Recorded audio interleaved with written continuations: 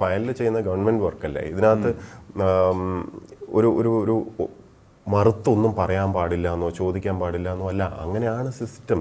നമുക്കതിനുള്ള അധികാരമുണ്ട്, അവകാശമുണ്ട്. അങ്ങനെയാണല്ലോ റൂൾസ് എഴുതി വെച്ചിരിക്കുന്നത്. ആരും ചോദിച്ചിട്ടില്ല എന്ന് വിചാരിച്ച് ചോദിക്കാൻ പാടില്ല എന്ന് പറയരുത്. രാജഭരണമൊന്നും അല്ല ഇത്. തിരുവായിക്കെതിരുവായില്ല അല്ലേ? അത് രാജഭരണത്തിൻ്റെ സിസ്റ്റമാണ്. ഇത് ഒരു റിപ്പബ്ലിക്കാണ്, ജനാധിപത്യമാണ്. ഇവിടെ റൂൾസാണ് തീരുമാനിക്കുന്നത്, റൂൾ ഓഫ് ലോ ആണ്. അപ്പോൾ റൂൾ അനുസരിച്ച് ഇങ്ങനെയാണ് ചെയ്യേണ്ടത്. റൂളുകളുടെ പ്രത്യേകത പലർക്കും മനസ്സിലാവാത്തൊരു കാര്യം എന്ന് പറഞ്ഞാൽ, ഇപ്പോൾ all India service conduct rule, disciplinary appeal rule, ഇങ്ങനെ പറഞ്ഞ കുറേ റൂൾസ് ഉണ്ട്.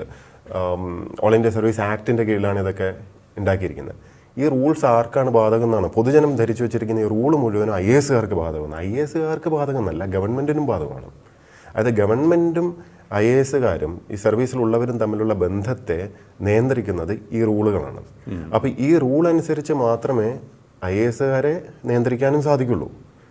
സ്റ്റേറ്റിന് കിട്ടുന്ന അധികാരങ്ങളും ഈ റൂളുകൾ വഴിയാണ്.